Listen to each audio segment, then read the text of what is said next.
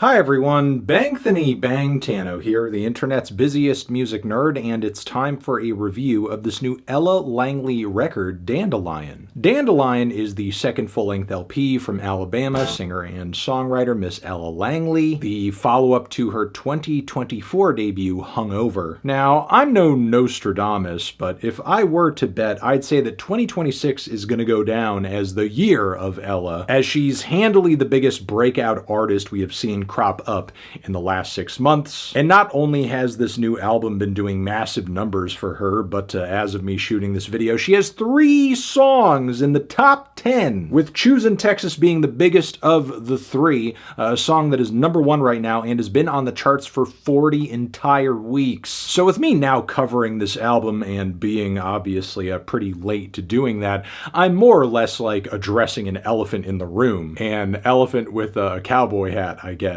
Because not only does country music's commercial cachet continue to grow deeper into the 2020s, but it's obviously bringing new names and faces along with it as well. Now, for those of you who don't know, Ella actually grew up in a pretty musical family and sang in local Southern Baptist church community jam sessions. And the inclusions of the song Froggy Went A-Courtin' on this record is actually a callback to her late grandfather who she used to sing this song with. And as the story goes, Ella actually learned to play guitar on his guitar after he passed. Like a lot of other new-gen music stars, though, Ella, of course, got her start uploading her songs and performances to YouTube, doing live streams, posting on TikTok, and was eventually discovered and signed by Sony Music Nashville in 2023. And her debut album that I mentioned earlier actually didn't do too bad for her either, peaking at number 20 on the Billboard 200, and even had a top 30 hit on it with You Look Like You Love Me. But for Dandelion, Ella not only wanted to take more time in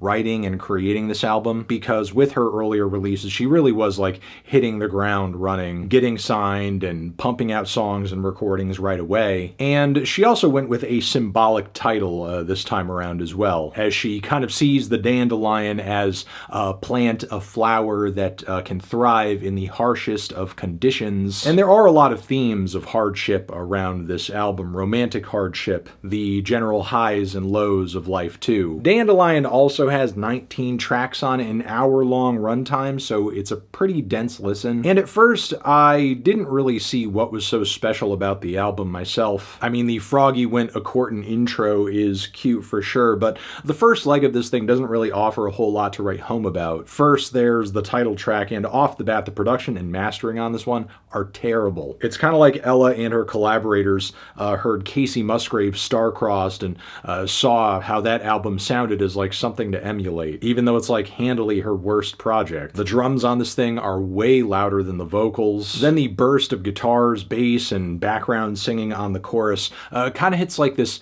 totally featureless, textureless wave of sound, almost like a mystery meat blend of music. It's simultaneously loud and bland, so yeah, not a good start. And then following this, of course, we have the viral Choosin' Texas, which I've heard multiple times as a single. It's more or less fine, and hearing it within the context of the album isn't exactly wowing me. And I understand the appeal of this track from like a marketing perspective. It's perfectly palatable, it's catchy, Ella is a more than competent singer, plus you have some trademark country wordplay and some jilted lover storytelling with Ella dying to be chosen over a woman from Texas, and it's just not happening. And Ella can see the signs in this guy who she's showing interest in based on all of the things cropping up in his behavior and so on and so forth that sort of nod toward Texan culture. It's a track that's bittersweet in its heartbreak, but also clever humor. The song We Know Us after this,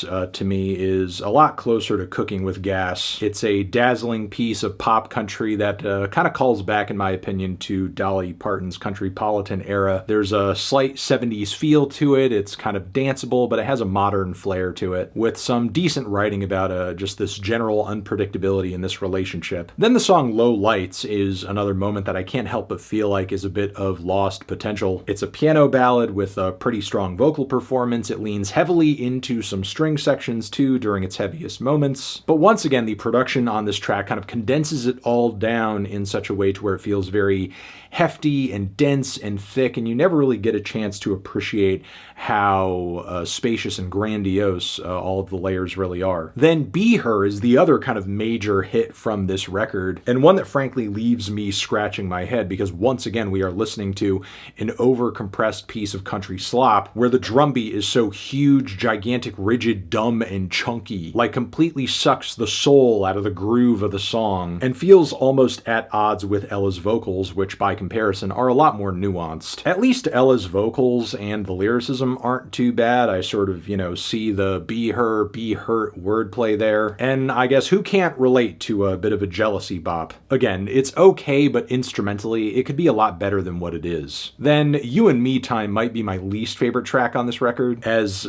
for me, it's just peak lyrical pandering. Like, there's nothing wrong with writing a flirty song about your lover and getting together, but the lyricism is about as specific and sexy as like a drugstore greeting card, paired with some clearance aisle box wine. Again, for me, the start of this album is kind of a mixed bag, but things surprisingly, in my opinion, do pick up past this point into a very impressive run of songs in the middle of this record. You have Loving Life Again, which is a really endearing meditation on the highs and lows of life, as the title of this record suggests, and it's all about not letting the most miserable moments you're existing through eat you up entirely, as if you fight through them, lo and behold, you will reach a point where life is worth living once more. I love the descending melody line on the hook and the way that kind of ushers in these plucky acoustic lead melodies. Then there's Bottom of Your Boots, which is another country pop fusion where the beats are way heavier than they need to be once again, but if anything, I feel like this track should be the Be Her of the record. It's infinitely more timely and relatable too, given that Ella is asking this person she's with romantically to be fully invested in their relationship. Give it a label. She's not making any time for a situationship here. The track is pretty infectious and catchy, and once again features a very solid vocal performance. Then Speaking Terms is a godly acoustic ballad that is actually genuinely moving and doesn't feel like it's simply being drummed up to appeal to an audience that will identify with its subject matter. These themes of spiritual isolation and unanswered prayers. There's something about Ella's fears on this track that I thought were pretty universally relatable, and her vocal performance relays a lot of conviction too. Then I Gotta Quit is a nice, quality, punchy, peppy country rocker. Ella and her band are not holding back one bit on this one. Honestly, I would love a whole record worth of tracks just like this from her. I know I'm not going to get it, but I would like that. And again, not only is the band grooving on this one, but most importantly, the song is funny. Like, Ella actually has a pretty cool sense of humor on this one,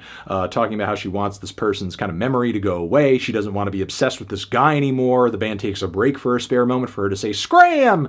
Get out of here!" And the various chord and tempo changes throughout the song make it a really fun listen too. I would say this is also the case for It Wasn't God Who Made Honky Tonk Angels, which also has an unapologetically country flair to it. And then Last Call for Us, I feel like, is the last song on the record I really loved or got much enjoyment out of, because as we near the finish of this record, the quality begins to get choppy once again. You have Something Simple, which is, to my ears, a bit of a trad wife aspirational anthem, with a sort of scuffed chorus where Ella throws in maybe one too many syllables for a phrase or a sentiment that could have been put much more simply. The Miranda Lambert collaboration is less than thrilling. The acoustic Most Good Things Do doesn't really pull me in the same way that other tracks do that have more layered instrumentation. Then you've got the froggy outro, and then the Morgan Wallen crossover, which of all the huge commercial hits Ella's had over the past year, this is my least favorite one. Still, with all of that being said, this album surprised me in more ways than one, honestly, as there were actually quite a few highlights on this thing to be had. And even if I'm not loving the major hits off of this record the most, there were at least some deep cuts that I truly loved, and have no issue acknowledging that when it comes to modern mainstream country, you could do a lot worse than this, which is why I'm feeling about a light 6 on this record. Transition, have you given this album a listen? Did you love it? Did you hate it? What would you rate it? You're the best, you're the best. What should I review next? Hit the like if you like. Please subscribe and please don't cry. Hit the bell as well. Over here next to my head is another video you can check out. Hit that up, or a link to subscribe to the channel. Anthony Fantano, Ella Langley, forever.